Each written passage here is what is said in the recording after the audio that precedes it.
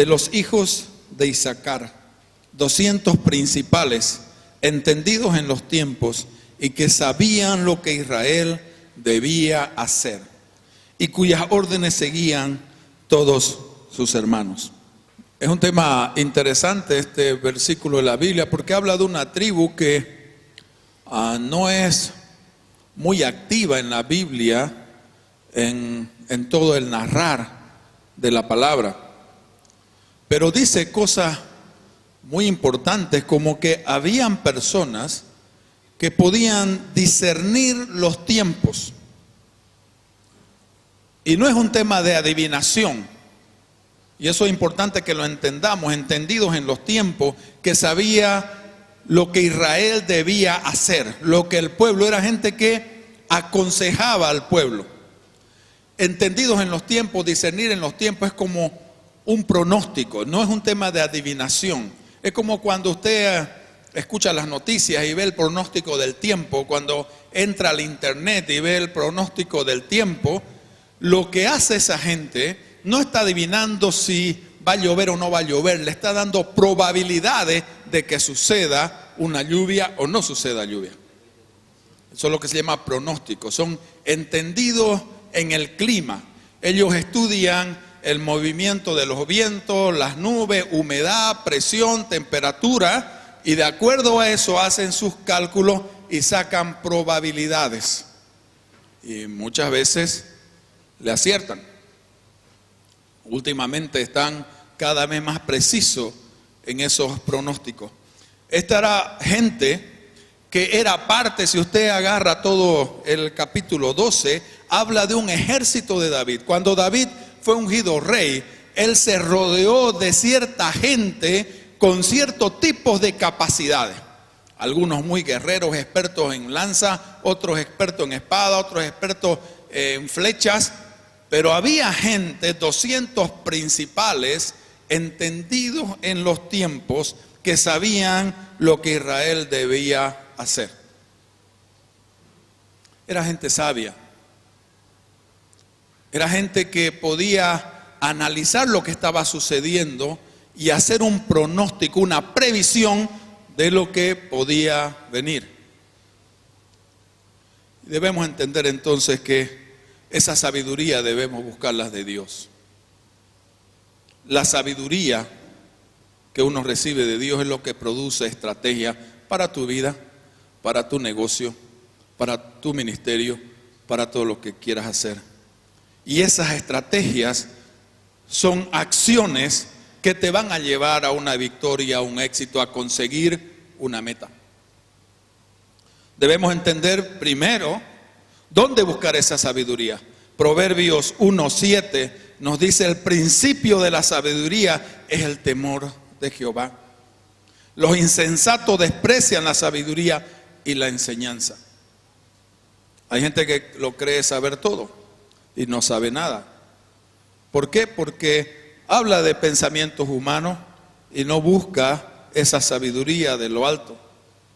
Esa sabiduría se manifiesta en nosotros a través de nuestra obediencia a Dios. Eso es lo que habla del temor a Jehová. No está hablando de miedo a Dios, no tenemos por qué tenerle miedo a Dios. Lo que está hablando es de obediencia, es de reverencia a Dios. Cuando nosotros reverenciamos a Dios, obedecemos a Dios en todas las cosas de nuestra vida, hay sabiduría, hay bendición. No puedes tener éxito si no haces lo correcto. No puedes tener éxito si no haces nada. No puedes tener éxito, no puedes crecer en tu negocio, en tu empresa, en tu ministerio, en tus relaciones, si no haces nada. O si tus acciones son incorrectas. No podemos pensar, hablando de nuestra familia, de nuestras relaciones, de que si yo no hago acciones para agradar a mi esposa, no voy a tener un matrimonio exitoso. Tengo que hacer acciones para agradar a mi esposa. Tengo que hacer acciones para educar y disciplinar a mis hijos. Entonces, si yo hago acciones para agradar a mi esposa, mi matrimonio va a alcanzar el éxito. Si yo hago acciones para educar, enseñar, disciplinar a mis hijos van a alcanzar el éxito. Todo crecimiento o desarrollo es producto de cómo actúas, de qué haces. Estos hijos de Isaacar, hombres sabios, tomaban decisiones y acciones correctas para dirigir al pueblo. Le decía que esta tribu se habla muy poco de ella. Hay poquísimos pasajes. Desde que él nació, se lo menciona cuando nació. De ahí no hay temas en eventos muy especiales a nivel personal. Solo se lo menciona a través de este versículo la sabiduría de sus descendientes. Pero hay otro versículo en Génesis 49, 14 y 15, que es cuando Jacob está ya al final de sus días y llama a todos sus hijos y les da la bendición. Y cuando le toca a Isaacar es una bendición muy, muy rara. Primero le dice que es un asno. No empezamos muy bien por ahí en el léxico humano. Esta es la bendición que recibe en Génesis 49, 14 y 15. Isaacar, asno fuerte que se recuesta entre los apriscos. Y vio que el descanso era bueno y que la tierra era deleitosa, y bajó su hombro para llevar y sirvió en tributo. No es muy bonito que te llamen asno, pero la Biblia tiene muchas partes poéticas y muchas analogías, tiene muchas parábolas, y hay que buscar la sabiduría en esas palabras. Jesucristo habló en muchas parábolas. Y esta bendición que le da a cada uno de sus hijos, si ustedes leen Génesis 49, todo fue hecho en parábolas. El asno, burro, no es tan burro. Siempre tenemos esos preconceptos de que es un animal burro. No es. No es burro, es inteligente. Primero. Segundo, era algo necesario en la época, muy necesario. Era como que tengas tu camioneta Land Cruiser o tu Hilux o una cosa de esa. Necesitabas de ese animal para trabajar. Y le dice de que se recuesta entre los apriscos. Se recuesta, parece que era como si fuera flojo. Pero esta es la sabiduría de ese asno. Siempre buscaba protección. Apriscos son lugares donde era conformado por murallas naturales que los protegía del viento, de la tormenta, del frío. Si lo buscan en el diccionario, dice paraje donde los pastores recogen el ganado para resguardarlo del frío o de la intemperie. Un animal muy sabio para escoger su protección. Hay personas que nunca piensan en su protección. Este era un hombre, la bendición de trabajo y de inteligencia para buscar su protección. Siempre buscaba dos murallas, dos apriscos donde quedar protegido y recostarse. Ahora, esta es la analogía en el tema de este versículo. Muchas veces el recostarse no es de flojo. La gente tiene que tener un tiempo para sí. La gente tiene que tener un tiempo para meditar sobre su vida. La gente tiene que tener un tiempo para escribir y pensar y soñar una visión. Eso es lo que está hablando aquí en esta bendición. Alguna vez leí a Aristóteles, La República, y dice que la sociedad debería estar compuesta por 3 niveles. El primero era la aristocracia, el segundo era el nivel de los guerreros y el tercero eran los labradores. Y él decía, la aristocracia debe tener tiempo de ocio, pero no era para ser ocioso, sino era tiempo para pensar, en visionar y dirigir al pueblo hacia un futuro mejor. Porque cuando pensás en el labrador, que está preocupado en trabajar todo el día para comer ese día, no tiene tiempo para pensar qué es lo que va a hacer de aquí a un año. Y el Señor nos manda a que construyamos una visión.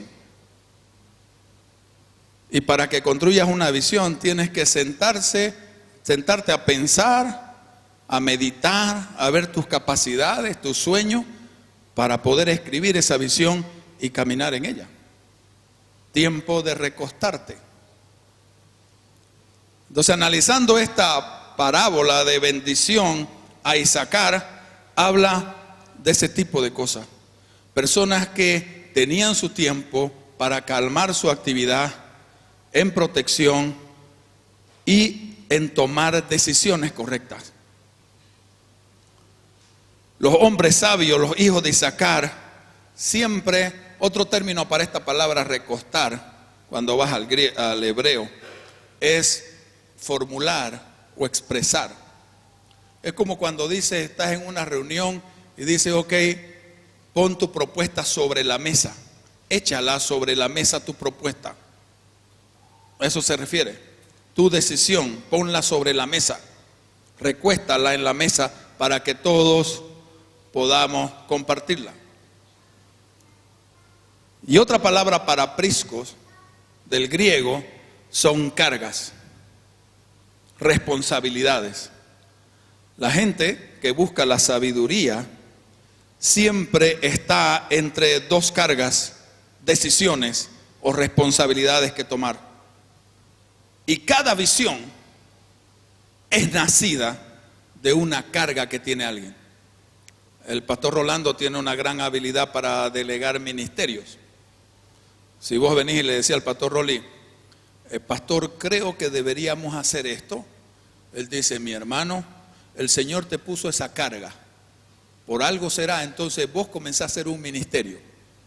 Siempre he hecho eso. Por eso es que la iglesia tiene muchos ministerios. Porque donde se ve la necesidad del pueblo, se van creando cosas. ¿Y quiénes son los que asumen esas? Los que tienen la carga en esa especialidad. Ministerio de niños, familia, matrimonio, padres. Ahora está trabajando la iglesia en el tema de profecía.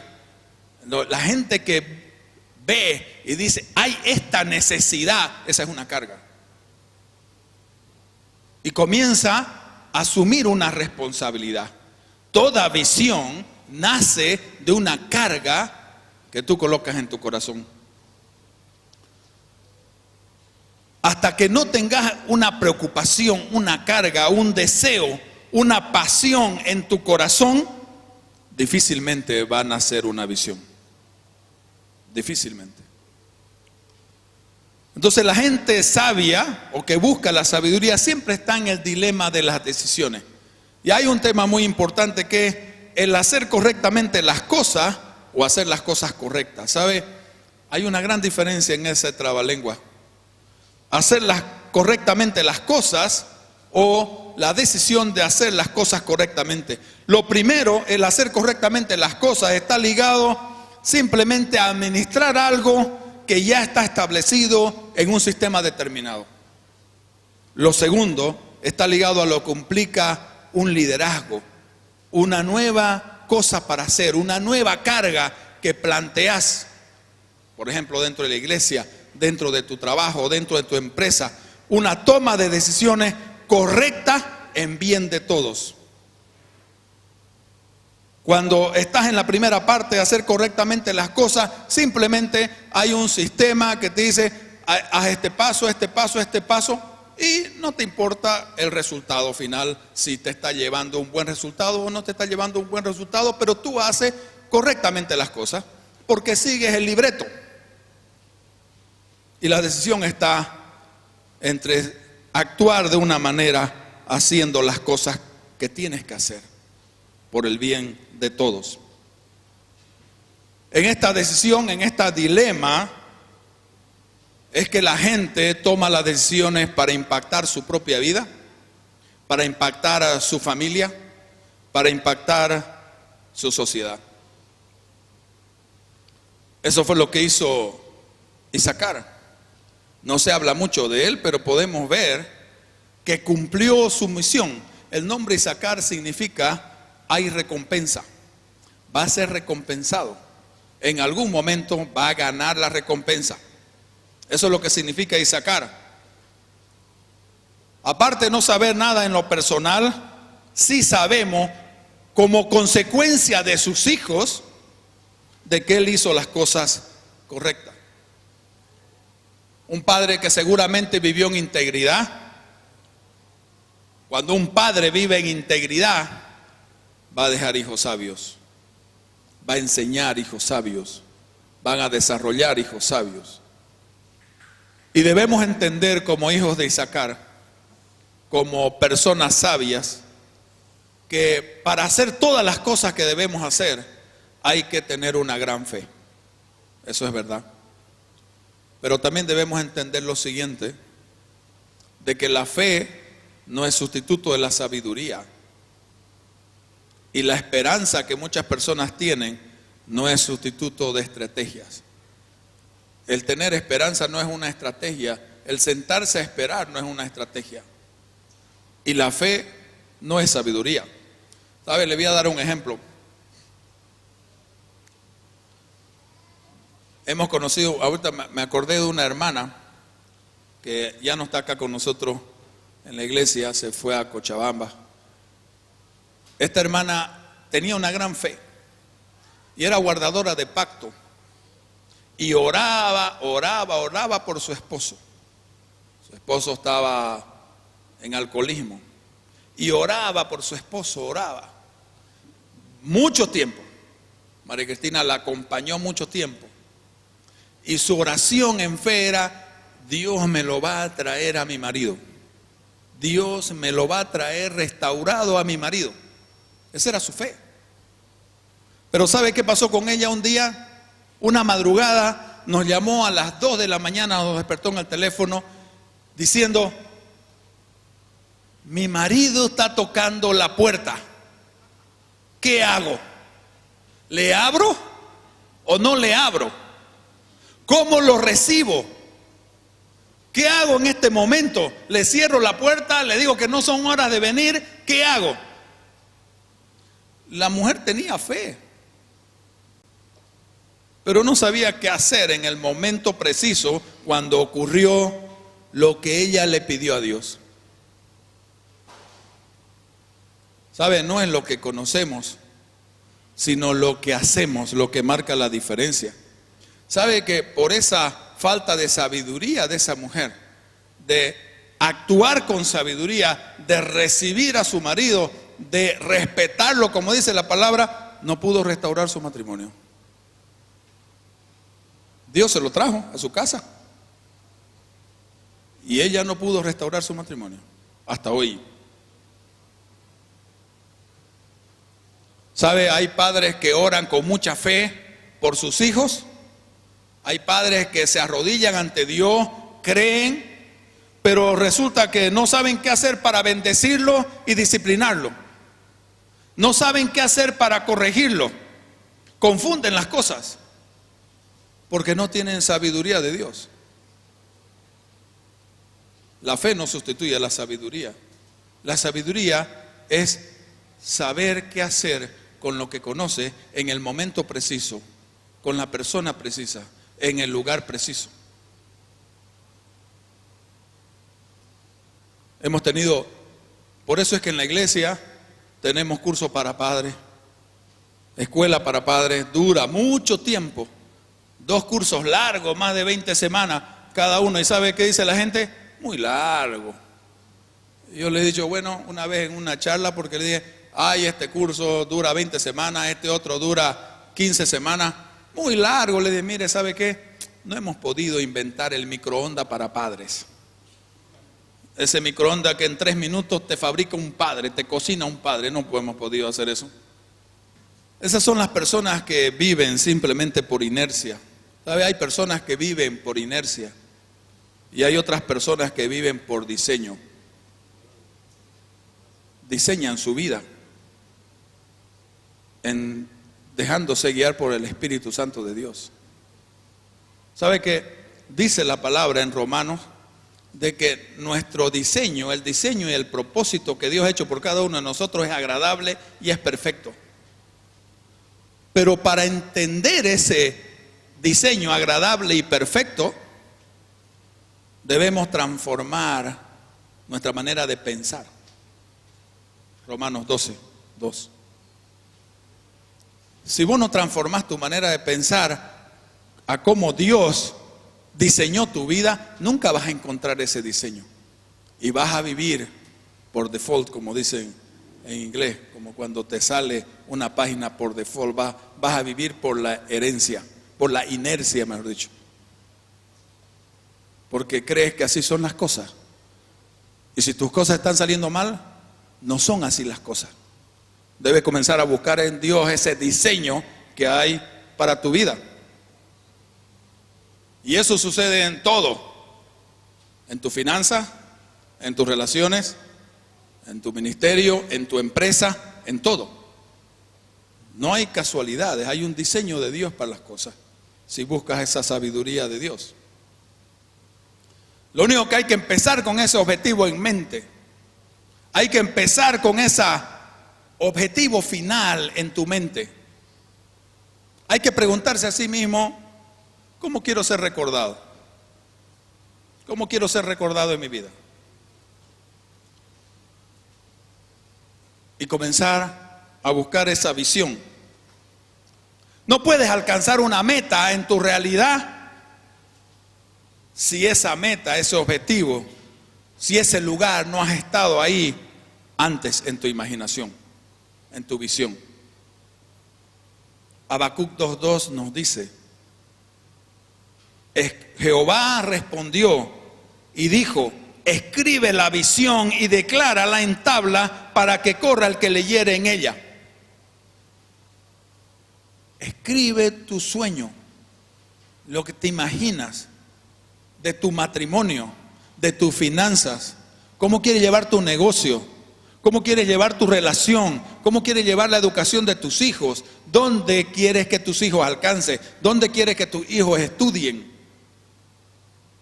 Piénsalo, imagínalo, envisiónate en eso y escríbela. Y vas a comenzar a caminar en ella. ¿Sabe? No conseguimos en la vida lo que simplemente queremos. La gente dice, yo quiero esto otro, yo quisiera esto. No, ¿sabe qué recibimos? Lo que estamos preparados para recibir. Hay un versículo que dice que Dios no nos va a tentar más allá de nuestras posibilidades. Y la gente siempre lo toma en el contexto como si que Dios nos va a tentar en el pecado, la prueba. Es parte de eso también. Dios no nos va a llevar nunca al pecado, pero Dios nos va a dar la salida, dice, con la prueba. Pero Dios no te puede bendecir más allá de lo que estás capacitado a recibir. Eso sucedió con una viuda en el Antiguo Testamento que llenó su aceite con una jarrita y fue chorreando y chorreando aceite y